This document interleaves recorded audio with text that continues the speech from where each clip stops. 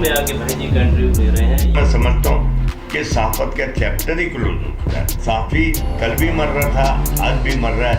यहाँ आज सहाफियों का कोई वाली वारिस नहीं। सहाफी तंजीमों को एक होकर जदोजहद। आज हमारा जो तर्ज तरीका है इंटरव्यू का वो भाई जी से थोड़ा सा डिफरेंट है। आज भाई जी खुलकर हमसे बात करेंगे और कोई ऐसी इसमें बातें नहीं होंगी जो किसी को तकलीफ़ पहुंचाए।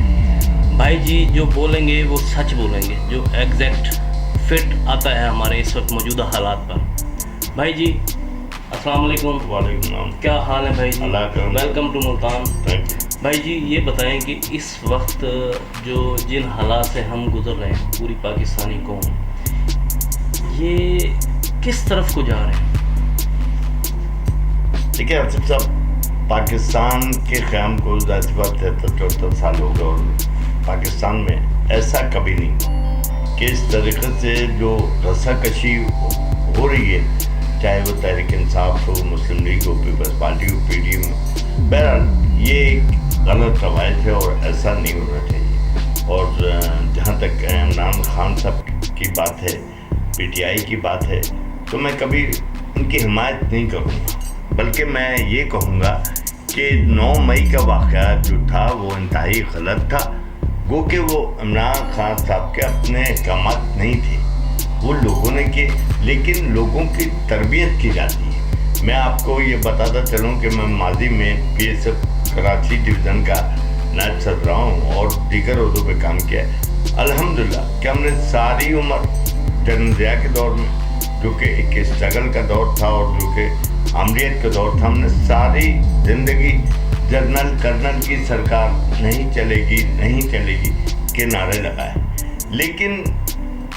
लगाए, लेकिन उसके बावजूद हमने कभी फ़ौज की लड़ाई नहीं लड़ी। हम कहते हैं कि हमारी लड़ाई एक जनरल से है, हमारी लड़ाई थी जनरल ज़िया से। और इसी वजह कर मेरे ख्याल से हमारे पीपल्स पार्टी में, PSF में, पीपल्स यूथ में कारकुनान इतने तरबियत याफ्ता हैं, उन्होंने आज तक किसी आर्मी फॉर्मेशन को नुकसान नहीं पहुंचाया, किसी आर्मी वाले को एक पत्थर नहीं मारा। लेकिन जो 9 मई को वाक़या हुआ वो इंतहाई ख़तरनाक था और ख़ास तौर पे मैं समझता हूँ GHQ पर हमला करके हम क्या मैसेज देना चाहते हैं? क्या हम दुश्मन क़ुव्वतों को मैसेज दे रहे हैं कि हमारे यहाँ जो है आर्मी हेडक्वार्टर भी महफूज नहीं है? तो ये गलत सिलसिला था। अब ज़रूरी नहीं कि PTI के कारकुनों ने किया हो सकता है कोई और भी हो सकते हैं, उन्होंने किया हो, शरपसंद भी हो सकते हैं, उन्होंने किया, जिसने भी क्या ख़तरनाक था। उसके अलावा आप कर्नल लेफ्टिनेंट शेर खान के समय की बेहुरमती, न सिर्फ बेहुरमती, आप कर्नल लेफ्टिनेंट शेर खान की माजी के उसको जद्दोजहद को देखें, उस हाँ लड़ते हुए वो शहीद हुए। और मैं आपको बताऊं कि सिर्फ कोई एक कर्नल शेर खान शहीद नहीं हुए थे, और बल्कि उनके साथ मजीद 31 अफराद भी शहीद हुए थे। भारतीय फौज ने 31 लोगों को जो है पहाड़ पे दफना दिया, लेकिन कर्नल शेर खान की बॉडी वो नीचे लेकर आए और उन्होंने जेब में पर्ची डाली कि जनाब ये बहादुरी से लड़ते हुए मरा है, लिहाजा पाकिस्तान गवर्नमेंट इससे तमगे से नवाजे। बिल्कुल, ये बताता चलूँ मैं कि वो 8 दिन तक भूखे प्यासे लड़े थे कर्नल शेर खान साहब। अब कर्नल शेर खान की जो कुर्बानी है ये हमारी आवाम के लिए, पाकिस्तान के लिए, बिल्कुल, ना कि उनके अपने लिए कोई कुर्बानी थी। तो इसका भी पास करना चाहिए था हमारे। बिल्कुल करना चाहिए था। मैं आपको बताऊँ आज़िज़ साहब, मैं सिंध से बिलोंग करता हूँ, कराची में रहता हूँ। मैं आपको ये बताऊँ कि मैंने जब मुसाफिर पाकिस्तानी का सफ़र किया, खैबर पख्तूनख्वा भी गए, बलूचिस्तान भी गए, पंजाब आना जाना लगा रहता है। मैं आपको बताऊँ, मैं नहीं समझता कि वो माएँ जो है सिर्फ यहाँ इन इलाकों में बसती हैं जो कि ऐसे बच्चों को जन्म देती हैं जो मुल्क के लिए अपने जान निछावर करते हैं। वो माएँ सिर्फ यहाँ, मैं समझता हूँ, मैं कई शोधा की फैमिली से मिलता हूँ, शोधा के वालिदैन से इंटरव्यू करता हूँ। आप यकीन जानें कि उनमें मैंने देखा अज़्म और हौसले की कमी नहीं, उनमें आज भी वो अज़्म और हौसला है। वो कहते हैं कि हमारे मजीद बेटे कुर्बान हो गए। तो मैं समझता हूँ कि ये बहुत बड़ी चीज़ है। और اس سے جو ہے آرمی کے خلاف 9 مئی کو جو نفرت کا اظہار کیا گیا وہ قطعی نہیں کرنا چاہیے تھا، پرزور مذمت ہاں پرزور مذمت کرنی چاہیے. اور میں تو آپ یقین کریں، میں کہتا ہوں میں خود یعنی کہ فیکٹس کی تلاش میں رہتا ہوں. میں نے جو دیکھا شودا کی فیملی میں، میں نے جو دیکھا غازی کی فیملی میں آپ یقین کریں دونوں ہاتھوں سے ان جوانوں کو سلام کرتا ہوں. بے شک جی سلام بنتا ہے سر، کیونکہ ہمارے لیے وہ جان دے رہے ہیں، اس پاکستانی ملک کے لیے جان دے رہے ہیں. سر یہ بتائیں کہ اس وقت موجودہ صحافتی حالات جو ہیں وہ سب اداروں میں بہت زیادہ ٹچھاڑ ہو رہی ہے، لوگوں کو فارغ کیا جا رہا ہے اداروں سے، جتنے ساتھیوں بیچارے بے روزگار ہیں تو ان کے لیے ہمارے صحافی برادری کیا کر رہی ہے جو یونینز ہیں؟ دیکھیں میں یہ سمجھتا ہوں کہ جناب صحافی تنظیمیں ختم ہو چکی ہیں، صحافی رہنما اب نہیں رہے. اور آپ کو میں بتاؤں صحافی رہنما بن جانا یا لیڈ کر لینا یہ صرف کراچی پریس کلب کے آگے 10-20 کے مظاہرے کر دینا یا کسی بھی کلب کے آگے یہ وہ نہیں ہے. آپ کو میں بتاؤں ماضی میں الحمدللہ شکر الحمدللہ کہ ہم نے کسی صحافی تنظیم کے بغیر مساوات میں جب لوگوں کو تنخواہیں نہیں دی جا رہی تھیں تو میں نے کہا کہ جناب اس ادارے میں تنخواہ نہیں دی جا رہی اور ہمارا ورکر رل رہا ہے. حالانکہ میں خود جا رہا ہوں لیکن میں نے خالد علی صاحب ایڈیٹر ہوتے تھے، عنایت حسین جو غنوہ بھٹو کے ترجمان تھے وہ وہاں ایگزیکٹو. آپ یقین کریں میں نے سب کو باہر کر کے تالا لگانے والا تھا، ایسے ادارہ نہیں چاہیے. کیونکہ بھٹو تو خود مزدور کے حق کی آواز بلند کرنے والا تھا، اس کے اپنے ادارے میں استحصال. آپ یقین کریں ہم نے یہ کیا. روزنامہ اساس کی میں آپ کو بات کروں، روزنامہ اساس ایک بڑا ادارہ تھا جس کی سرکولیشن صرف میں سمجھتا ہوں کراچی میں 1,35,000 اساس کی سرکولیشن تھی. اس کے ایک ایوننگر لشکر کی جو ہے تقریباً 40,000 سرکولیشن تھی. 150 لوگ کام کرتے تھے. لیکن جب ہمارے کچھ دوستوں کو انہوں نے کسی کے کہنے پہ نکال دیا، جس میں ایک تھے اعجاز جٹ صاحب جو لاہور سے ہیں، اور آپ کو دلچسپ بات بتاؤں کہ ان کے بھانجے شعیب جٹ اس وقت نامور رپورٹر ARY اسپورٹ رپورٹر اور بہت بہترین کام کر رہے ہیں. ہم نے اس سائٹ کی پورے ادارے کو ہم نے تالا لگایا. پولیس بھی آئی، پولیس کی ہم نے جو ہے باقاعدہ طور پہ ویڈیوز بنائی، تصویریں بنائی. انعام شیخ ہوتے تھے مت میں فوٹوگرافر، اور انہوں نے تصویریں بنائی. اس کے بعد پولیس کو ہم نے بقایا رات 3 بجے مالکان آئے، مالکان نے میٹنگ کی تو ہم نے کہا کہ جناب آپ 3 ماہ کی تنخواہ. انہوں نے کہا میں ڈمی پیپر لانا چاہتا ہوں. میں نے کہا نہیں، ڈمی میں ہم کام نہیں کرتے. تو انہوں نے کہا پھر میں نے 3 ماہ کی تنخواہیں آپ ورکرز کو دیں.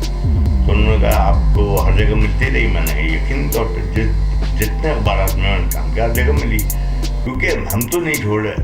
آپ یقین جانیں 3 ماہ کی تنخواہیں ورکرز کو ملی اور 150 لوگ قلم چھوڑ کر نیچے آ گئے. یہاں تک کہ اخبار کے لیے کام کرنے کو کوئی تیار نہیں تھا. سلیم خان بہت بڑا نام ایڈیٹر ہوتے تھے. سلیم خان مجھ سے شکوہ بھی کرتے تھے، بلکہ دوسرے دن انہوں نے اخبار میں ایک اشتہار دیا کہ مختار احمد چیف رپورٹر فلاں رپورٹر فارغ کر دیے گئے.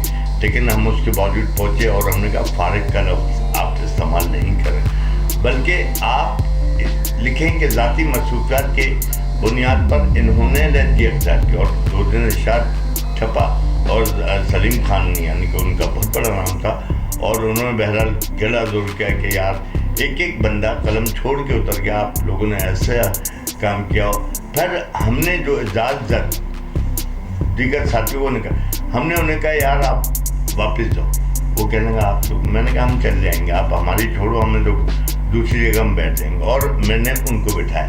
تو ہمارے ساتھ نہ کوئی ٹریڈ یونین تھی، نہ ہمارے ساتھ کوئی پاور تھی کلبوں کی، لیکن الحمدللہ صرف عزم تھا، حوصلہ تھا، ہمت تھی، جس کی بنیاد پہ اتحاد تھا، جس کی بنیاد پہ ہم نے کر دکھایا. آج بھی وہی یادگار ہے. بھائی جی یہی آپ میں جذبہ ہے، اور ہر کسی میں نہیں ہے ایسا جذبہ. باقی اداروں میں سسٹم یہ چل رہا ہے کہ ہمارے ہی وہ صحافی بھائی ہیں، میں ان کو یہ تو نہیں کہوں گا کہ لیکن وہ زیادتی کر رہے ہیں جان بوجھ کر. ہمارے باقی صحافیوں کے ساتھ زیادتی کر رہے ہیں، ان کا اثر کہنا ہوتا ہے کہ جی ہم اکیلے کافی ہیں، باقی سب کو مائنس. بالکل اپنی سیٹسفیکشن کے لیے، اپنی جاب کو بچانے کے لیے وہ باقی سب کو استحصال کر دیتے ہیں. تو اس میں بھی کہیں نہ کہیں ہمارے ان صحافی بھائیوں کا ہی ہاتھ ہے، جس کی میں پرزور مذمت کرتا ہوں کہ ہمارے صحافی بھائیوں کو ورکر کلر نہیں بننا چاہیے.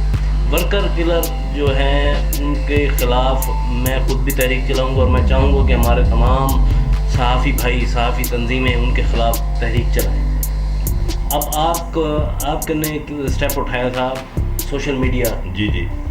آج میں آپ کو خوشخبری دینا چاہتا ہوں کہ میں سوشل میڈیا کے حوالے سے ملاقات میری ہوئی ڈی جی انفارمیشن سے اسلام آباد میں. ان کا میں نے انٹرویو کیا، تو انٹرویو کے دوران ان سے جو میری باتیں ہوئیں وہ ڈکی چھپی نہیں ہیں. ان سے میری باتیں یہ ہوئیں کہ ان سے میں نے کہا کہ سر اس وقت ہمارے جو سوشل میڈیا ہے، وہ جو پرنٹ میڈیا اور الیکٹرانک میڈیا، وہ کافی ادارے جو ہیں وہ لوگوں کو فارغ کر چکے ہیں. اس وجہ سے وہ اپنے خود یوٹیوب چینلز بنا رہے ہیں، خود سوشل میڈیا کے حوالے سے ورک آؤٹ کر رہے ہیں. تو ان کو کوئی فیسلٹی دیں گے؟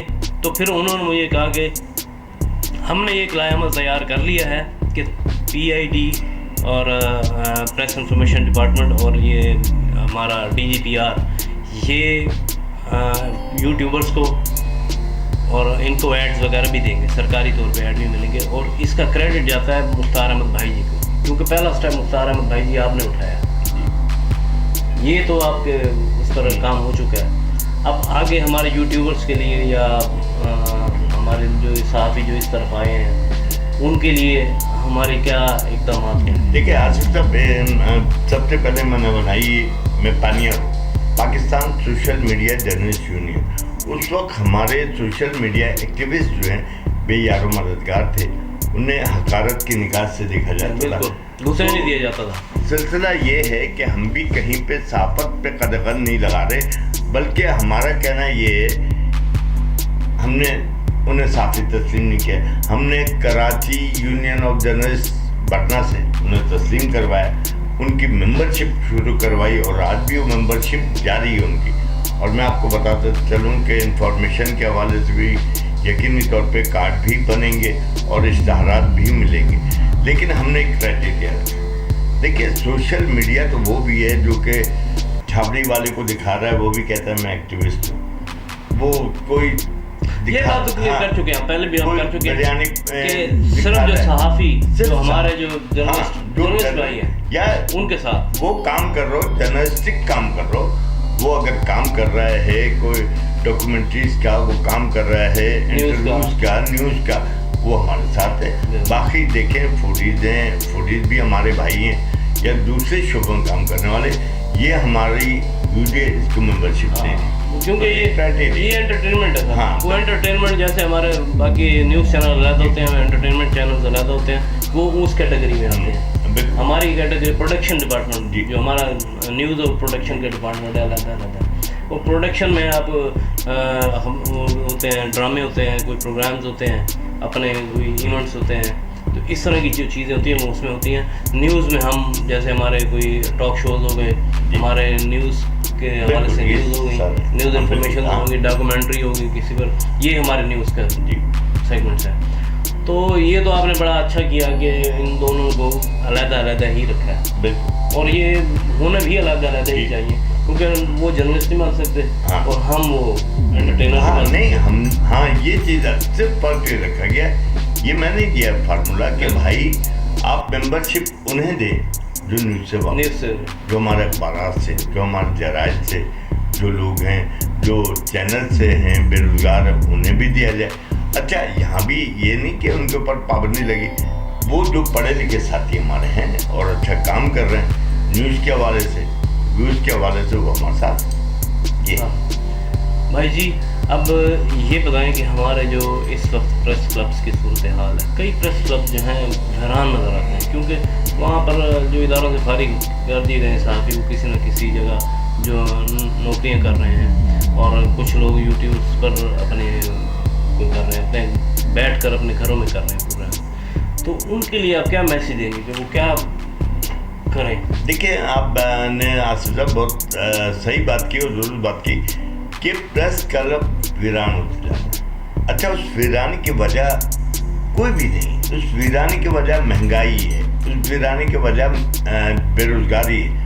آپ سوچیں, ہم کراچی پریس کلب کی بات کرتے ہیں, آپ سوچیں کہ ایک بندہ کراچی بہت بڑا شہر ہے, ایک بندہ نارتھ کراچی سے سرجانی ٹاؤن سے کلب آتا ہے, اگر بائک پہ بھی آتا ہے, ٹرانسپورٹ سے بھی آتا ہے, تو کم از کم 400-500 روپے کا خرچ ہے. تو اس صورتحال میں وہ بیچارہ اوائڈ کرتا ہے. وہ سوچتا ہے ان پیسوں بچوں کا دودھ آ جائے گا, ان پیسوں سے جو ہے ان کی اسکولنگ کا نظام ہم صحیح کریں گے. یہ چیز ہے, اس کی وجہ سے ویرانی بڑھ رہی ہے. یہاں تک کہ صحافت کو لوگ چھوڑ کر جا رہے ہیں. میں سمجھتا ہوں کہ ایسی بات نہیں. صحافی تنظیمیں جنہیں گورنمنٹ فنڈ دے رہی ہے وہ کیا کر رہے ہیں؟ ان کو چاہیے تھا کہ وہ اس وقت ان کی دادرسی کریں, مگر ایز سچ کوئی دادرسی نہیں. ہیلتھ میں لے لیں, ایجوکیشن میں لے لیں, دعوے بڑے بڑے ہیں, پیسے کروڑوں میں لیے جاتے ہیں, مگر کوئی کام نہیں ہو رہا. آج بھی صحافی اسی انداز میں پریشان ہے, اور بے روزگار صحافی باروزگار صحافی سے زیادہ پریشان ہے. ہمیں چاہیے کہ ان کے لیے کوئی ایسا پروگرام ترتیب دیں ان کے لیے, تاکہ ایک جہاں ان کی مصروفیات کو سیٹل کیا جا سکے, وہیں پر ان کے جو فائنینشلی معاملات ہیں, کچن کے معاملات ہیں, اسکولنگ کے معاملات ہیں, وہ حل ہو سکے. تو میں سمجھتا ہوں کہ اس سلسلے میں صحافی تنظیموں کو, کوئی بھی ہوں, کسی بھی گروپ سے, سب کو مل جل کر ایک کردار ادا کرنا پڑے گا, اور اپنے بے روزگار ساتھیوں کا اور جو کم تنخواہوں والے ان کا ساتھ دینا ہوگا.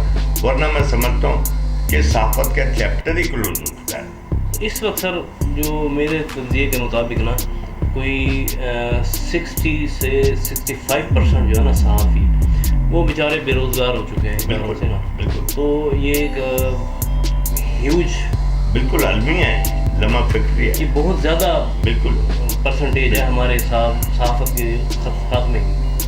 جی. تو اب یہ 35% جو ہیں وہ بڑے بڑے اینکرز ہیں جو پروگراموں سے بھی پیسے کما رہے ہیں, اور پولیٹیشین سے بھی کما رہے ہیں, وہی صرف کما رہے ہیں, باقی جو نچلا طبقہ ہے. اچھا ایک وضاحت میں آپ کو کر دوں. دیکھیں, Karachi union of journalist anchors کو, Karachi union of journalist news readers کو, اینالسٹ کو ہم صحافی نہیں مانتے. آج یہ جو بڑے بڑے لگے ہوئے ہیں کہ جناب فلاں خان فلاں یہ لگے ہوئے ہیں, یہ صحافی نہیں ہے.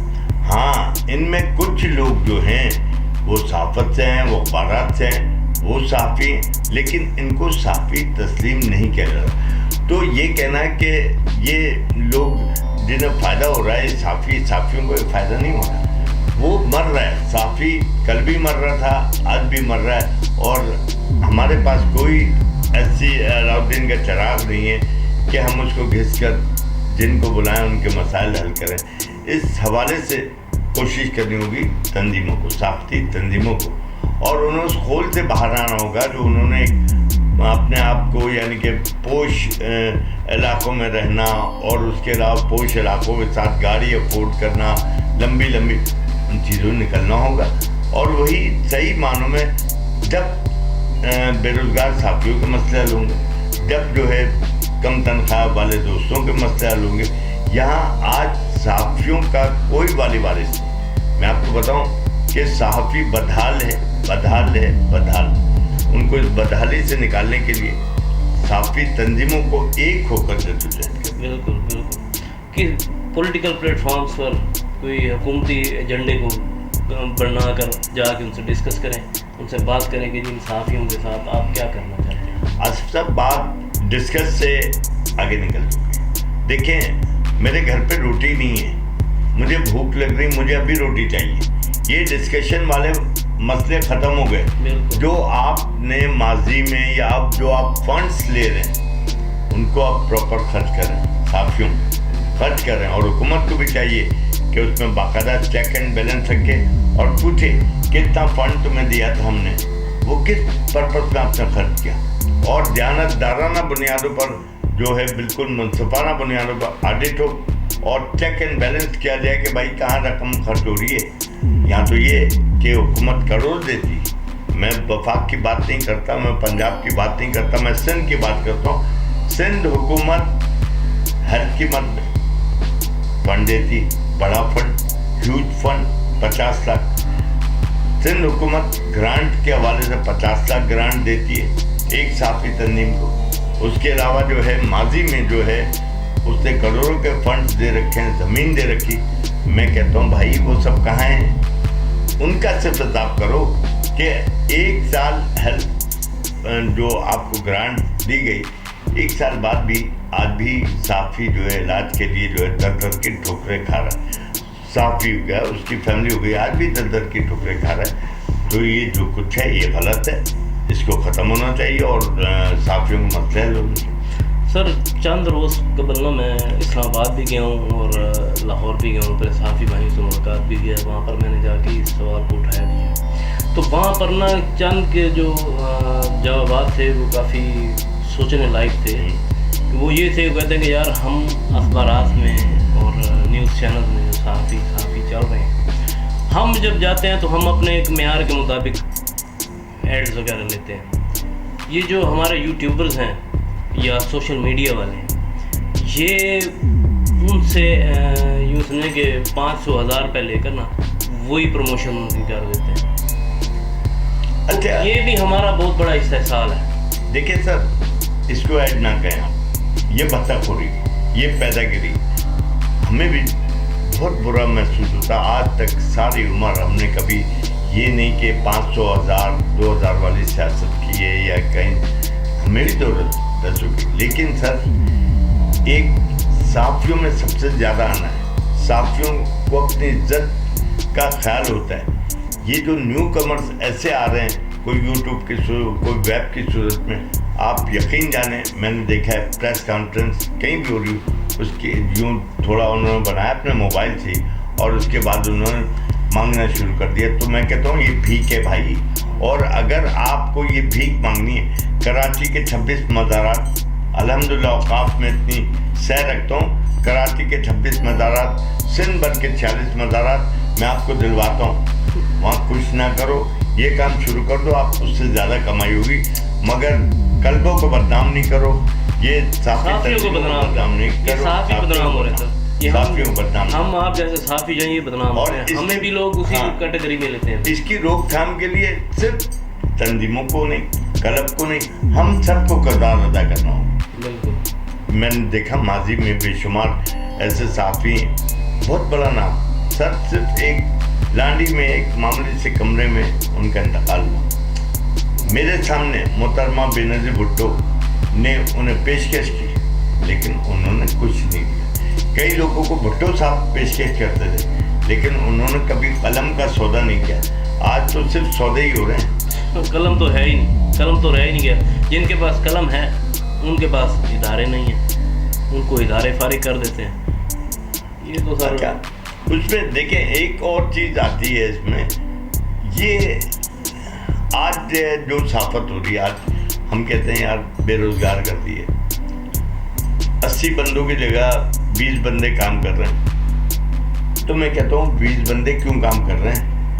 انہیں ان کے اوپر 4 5 بندوں کا کام کا لوڈ ہے اور وہ کام کر رہے ہیں. کیوں کر رہے ہیں؟ مجھے آج تک مجھے یاد ہے, میں جہاں بھی رہا بے شمار اداروں میں, مجھے اگر کبھی کہا گیا کہ بھائی جی آپ یہ تھوڑا اپنی خبر کو پروف ریڈنگ کر دیں, میں نے کہا پروف ریڈر رکھو. یار ہم بھی اسی معاشرے میں رہتے ہیں بھائی, ہم بھی اسی معاشرے میں اچھے ہیں برے ہیں جو بھی ہیں سامنے ہیں. ہم آج تک اس چیز کو ہم اپنے علاوہ کام نہیں کرتے, بلکہ دوسروں کو میں تلقین کرتا ہوں کہ بھائی اپنے کام کرو.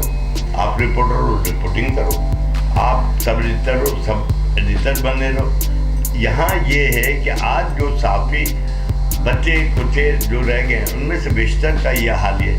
ان سے کہیں یار آج جو ہے نا وہ شادی بیاہ میں جو ہے شامیانہ ٹانگنا, وہ شامیانہ ٹانگنے ہوتے ہیں یار. تو سر یہ صحافت نہیں ہے سر. اصل میں میں جیسے 97 میں میری انٹری ہوئی ہے صحافت میں میں بڑی ارلی ایج میں تھا اور بڑا یوں سمجھیں کہ 5th کلاس میں تھا. جی.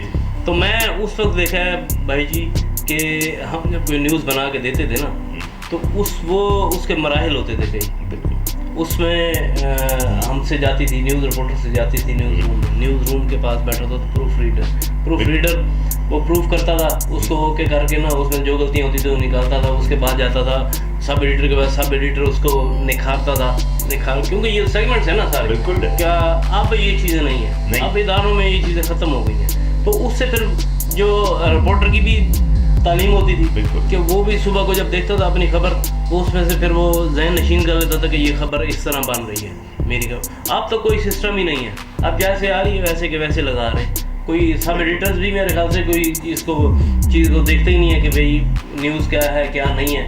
تو یہ دیکھیے صحافت کی فقدان ہے. صحافت نہیں ہے.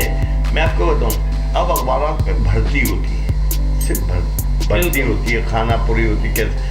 الحمدللہ میرے خیال سے میں شاید پاکستان کا کہوں گا میں وہ واحد جرنلسٹ ہوں جو روز بائی لائن دیتا تھا, جو روز بائی لائن دیتا ہے. اور اس کی مثال یہ کہ اس کی خبر جب چلتی تھی, جیسے میں آپ کو بتاؤں سندھ میں قائد اعظم ہاؤس جو قائد اعظم کی ذاتی ملکیت ہے وہ جو ہے اس پہ قابض ہونے کے لیے حکومتیں ہی آ گئیں آگے پیچھے. سر ہم نے فالو اپس کے ذریعے میرے خیال سے کچھ نہیں جو ہے کم از کم جو ہے 25-30 جنگ جاری ہوگی. آخر میں یہ ہوا, میں نام لوں گا Tehreek Insaf P T I کے حلیم عادل شیخ, انہوں نے وہاں باقاعدہ دوستوں کے ساتھ چھاپا مارا اور انہوں نے یہ صحیح کہہ رہا ہے کہ جو آپ یہ ہیریٹیج ہے آپ 200 فٹ تک کچھ کر نہیں سکتے تو آپ کیسے یہاں تعمیرات کر رہے ہیں. آپ تو پارکنگ کے منصوبے لے کر آگے آپ یہاں جو ہے ایجوکیشن کے نام پہ بلڈنگ کیسے تعمیر کر رہے ہو. وہ سلسلہ رک گیا. پہلے یہ صحافت ہوتی ہے اور الحمدللہ کہ ہم وہ صحافت کرتے ہیں کہ ہم پیچھے نہیں دوڑتے, ہم نہ چینل کے پیچھے دوڑتے ہیں اور نہ ہی اخبارات کے پیچھے دوڑتے ہیں. الحمدللہ ہمیں لفٹ کیا جاتا ہے. مجھے فخر ہے کہ میں 1000 چیزیں دکھا دوں کہ مسافر پاکستانی ایک چھوٹا سا یوٹیوب چینل, سیٹلائٹ چینل, کئی خبریں آپ کو دکھاؤں کہ سیٹلائٹ چینل انہیں اٹھاتے ہیں کیونکہ وہ خبر ہوتی ہے اور انہیں وہ چلاتے ہیں, ان کو پتہ ہوتا ہے کہ ایشوز. تو مجھے فخر یہ ہوتا ہے کہ جناب ایک طرف کھرب پتی جو ہے چینل کے مالکان جہاں درجنوں رپورٹرز ہیں وہ کام نہیں کر پاتے اور میں تنہا یہ کام اپنے مسافر پاکستانی کے لیے وہ کام کرتا ہوں کہ جو کہ حیران کن ہوتا ہے. میں آپ کو یہ بھی بتاتا چلوں کہ موہنجو داڑو جب شدید بارشیں تھیں, موہنجو داڑو مکمل طور پر تباہی کا شکار ہو رہا تھا. ٹوٹل میڈیا چاہے انٹرنیشنل ہو چاہے لوکل ہو چاہے نیشنل ہو سب سو رہے تھے. الحمدللہ میں نے سب سے پہلے, آج بھی آپ دیکھ سکتے ہیں کہ ریڈنگ میں ہم سب چاہتے ہیں یوٹیوب میں, اس پہ میں نے سب سے پہلے مجھے رات 11-12 بجے آئی کچھ فوٹیجز آئی, انہوں نے بولا بھائی جی یہ ٹھیک ہے. میں نے کہا انا للہ و انا الیہ راجعون, موہنجو داڑو اب ہم میں نہیں رہا. اور اس کے بعد نیشنل میڈیا انٹرنیشنل میڈیا سب کودے میدان میں. تو سر یہ میرے لیے اعزاز ہے, یہ میرے لیے فخر ہے اور یہ فخر مجھے ملا پرنٹ میڈیا سے جہاں میں نے سیکھا ہے, جہاں میں نے کام کیا ہے. یہ فخر وہاں کا ہے, وہ سورسز وہاں کے. ہمیں بھی آپ پر فخر ہے کہ میں نے بھی آپ کے کافی سارے انٹرویو کیے ہیں, مجھے بھی فخر ہے. اچھا بھائی جی یہ بتائیں کہ آپ یوٹیوبر جو ہمارے ہیں, یا پہلے اس سے یہ سوال کر دیتا ہوں میں کہ ہماری پاکستان اور مشرقی پاکستان یہ جب ایک تھے, ٹھیک ہے, کیونکہ آج تو ہم سے وہ جدا ہو گیا, جدا ہو کے ترقی بھی ہم سے زیادہ کر چکے ہیں, ٹھیک ہے. اس وجہ پر میں تھوڑی سی ڈسکشن کرنا چاہوں گا کہ اس وقت بنگلہ دیش ہم سے یوں سمجھیں کہ 200 ٹائمز اوپر ہے. اب یہ 200 ٹائمز اوپر ہونے کی وجہ کیا تھی؟ اب ہمارے یہاں کہا یہ جاتا تھا کہ بنگلہ دیش ہمیں کھا رہا ہے, بنگالی, اس لہٰذا ان کو علیحدہ کر دیا گیا. آج ہم کہاں کھڑے ہیں اور بنگلہ دیش آصف صاحب, اس کی بنیادی وجہ یہ ہے کہ قائد اعظم محمد جناح رحمۃ اللہ علیہ نے جو فلسفہ چھوڑا, اتحاد, تنظیم, یقین محکم, ہم نے اس فلسفے کو فالو نہیں کیا. ہمارے بعد اور لیڈروں نے بڑے اچھے فارمولے چھوڑے, ہم نے اس پہ عمل نہیں کیا.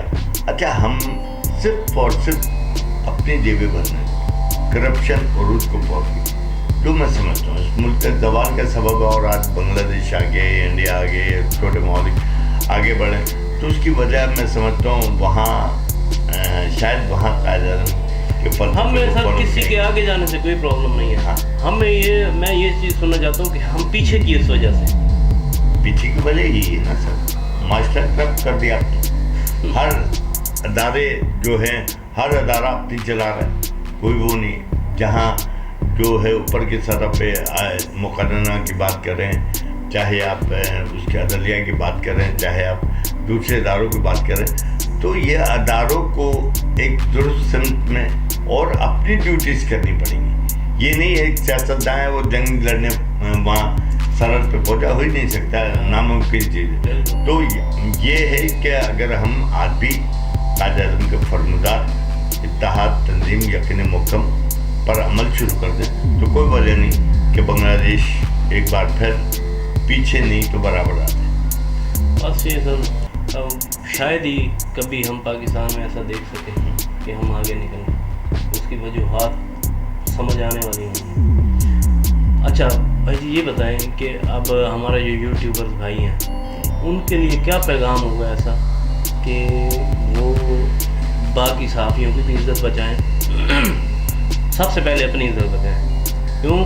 कि वो इस तरह के 500,000 ले तो लेते हैं, 5,000, 2,000, 3,000, 5,000 ले लेते हैं, लेकिन उसके बाद जो उनकी खिल्ली उड़ती है वो शायद उन्हें नहीं पता। वो बड़े बड़े चैनल्स को, बड़े बड़े जो न्यूज़ रिपोर्टर्स हैं, चैनल्स के हैं या वो अखबारात के हैं, उन तक वो उनका चेहरा कैसे बनाकर पेश किया जाता है, ये शायद उन यूट्यूबर्स को पता नहीं है, उनके इल्म में नहीं है। तो अब उनको ऐसा क्या करना चाहिए सर कि सबसे पहले अपनी इज़्ज़त, बाद में बाकी सहाफ़ियों की इज़्ज़त? देखिए आसिफ साहब, मैं समझता हूँ यूट्यूबर जो भी हैं, और ख़ास तौर पर जो न्यू कमर से जिनके सहाफ़त से कोई ताल्लुक़ नहीं, मैं समझता हूँ सबसे पहले तरबियत की ज़रूरत। तरबियत के लिए मैं समझता हूँ अदारे नहीं हैं, मैं समझता हूँ तरबियत के लिए इदारे की ज़रूरत है भी नहीं। तरबियत के लिए ज़रूरत इस बात की कि वो सीनियर सहाफ़ियों को फॉलो करें, जो जिन्होंने किरदार अपना बनाया उनको फॉलो करें, उनके नक्शे पा पर चलें, तो यकीनी तौर पे, और वो सहाफ़ी भी जब बनेंगे जब उनके नक्शे पा पे वो चलेंगे, उनके ईमान पे चलेंगे, वो जो निज़ाम देखेंगे उस पे चलेंगे। लेकिन अगर इन्होंने खुद अपने आप को माइक उठाकर सहाफ़ी समझना शुरू कर दिया तो ये सबसे बड़ी ख़राबी है और यही ज़वाल का सबब। तो इन्हें करना क्या चाहिए कि पैसे, देखिए पैसे जनरेट करने के लातादाद तरीके, यूट्यूब की बात आप करते हैं, मुसाफिर पाकिस्तानी मोनेटाइज चैनल, और एक मुकम्मल मोनेटाइज चैनल के हवाले से ये कि हमें जो है बाकायदा तौर पर जो है डॉलर भी गिरते हैं। अच्छा, डॉलर जिस तरीके से पेश किया जाता है जी, पैसों की बारिश और बरसात हो रही है, ऐसा कुछ नहीं, लेकिन गिरते ज़रूर हैं। अभी आपकी मेरी कोशिश पे कि मुझे देखने वाले व्यूअर्स कितने हैं, कहाँ कहाँ देखा जा रहा हूँ, वो देखते हैं तो मुझे डॉलर में रकम मिलती है या रुपये में मिलती है। ये तमाम चीज़ें, ये है ईमानदाराना तरीका जो कि आप कर सकते हैं। पर यूट्यूब पर मैं समझता हूँ कि आप ऐड के ज़रिए जो ऐड वो चलाते हैं लोग, अखबारात को दे रहे हैं, चैनल्स को दे रहे हैं, उन्हें हमारे यूट्यूबर्स अपनी तरफ से कोई एक नई जिद्दत के दर कहें कि हम जो है इस तरीके का ऐड आपको चला सकते हैं, इतने लोग देखेंगे और इसका फ़ायदा आपको ये होगा, वो भी ऐड उनसे ले सकते हैं, इस पर कोई रुकावट नहीं। उसके अलावा जो है फी ज़माना, लेकिन देखने में यह आया सबसे बड़ी चीज़ ये हो रही है कि सामने वाला किसी भी कोई जलसा हो या कोई तकरीबात हो, प्रेस कॉन्फ्रेंस हो, उस पर यूट्यूबर्स की बहुत बड़ी तादाद नजर आती, लेकिन आज तक किसी ने ये सवाल नहीं किया पैसे देने से पहले कि आपका यूट्यूब जो है कितना देखा जाता है, क्या आप मोनेटाइज हैं, आपके सब्सक्राइबर कितने हैं। तो मैं समझता हूँ कि जो लोग भी बिजनेस इस तरह से दे रहे हैं या उनको भत्ते दे रहे हैं, تو سب سے پہلے جو ہے اس بات کا سوال کریں کہ کیا آپ مونیٹائز چینل ہیں, کیا آپ کے سبسکرائبر جو ہیں اس قابل, کیا آپ کے لائک کرنا. لیکن ایسا کچھ نہیں ہو رہا. وہ جو پریس کانفرنس کرنے والے ہیں, تقریب کرنے والے ہیں, انہیں زیادہ سے زیادہ 22 لوگ, 25 لوگ, 38 لوگ دیکھتے ہیں. بالکل یہ جبکہ جینون جو چینل ہیں جو دیکھے جاتے ہیں وہ ظاہر سی بات ہے وہ ریکویسٹ کیوں کرے گا آپ سے, پیسے بھی نہیں لیتا وہ. لیکن یہ اس طریقے سے میں سمجھتا ہوں یہ جتنے بزنس مین آپ کہیں یہ جو ہے تباہ کر رہے ہیں, انہیں پتہ ہی نہیں ہے کہ یوٹیوب ہے کیا, فلسفہ کیا ہے یوٹیوب کا. یوٹیوب بھی غلط نہیں ہے, یوٹیوب کے تمام کام مشینی چیک ہوتے ہیں سب. میں آپ کو بتاؤں مونیٹائز لے لیں یا ہم جو بھی ویڈیو چلاتے ہیں یہ انسان نہیں چیک کرتا, مشینیں چیک کر رہی ہوتی ہیں. ہمیں مسافر پاکستانی کو مونیٹائز ہونے سے پہلے انہوں نے 2 بار روکا. انہوں نے کہا ہارمفل ویڈیو آپ کے. اب میرے پاس اس وقت غالباً 450 ویڈیوز تھی. وہ یہ نہیں بتائیں گے, انڈیکیٹ کریں گے یہ ویڈیو ہے, بلکہ 450 ویڈیو کا دوبارہ جائزہ لینے کے بعد ایک پہ مجھے شبہ ہوا کہ یہ ہو سکتا ہے, وہ نکال لیا میں نے. سیکنڈ ٹائم پھر آیا اپلائی نو, ہم نے اپلائی کیا تو سیکنڈ ٹائم پہلا والا کلیئر ہو گیا. لیکن انہوں نے کہا متنازع ویڈیوز ہیں آپ کے اس میں, متنازع بتایا نہیں. پھر ہم نے اس کو سرچ کیا دوبارہ کئی ہفتوں تک, اس کے بعد پھر اس میں سے بھی نکالنے میں کامیاب ہو گئے. اور جو میں نے ٹارگیٹ کیا تھا کہ یہ کرونا پہ ہے یہ ویڈیو, یہ انہوں نے انڈیکیٹ کیا, میں نکال لیا, سیٹ ہو گیا, میں مونیٹائز ہو گیا. تو یہ مشینوں سے بالکل بھائی جی. اب یہ وہی ہمارے یوٹیوبرس کے لیے پیغام ہے کہ بھائی جان سب سے پہلے ہماری رسپیکٹ, صحافی کی رسپیکٹ. آپ کی رسپیکٹ ہے تو پیسے آپ کے پاس چل کے آئیں گے. آپ کو اپنی عزت پہلے بنانی چاہیے. آپ کی عزت ہوگی تو لوگ آپ کے پاس خود چل کے آئیں گے.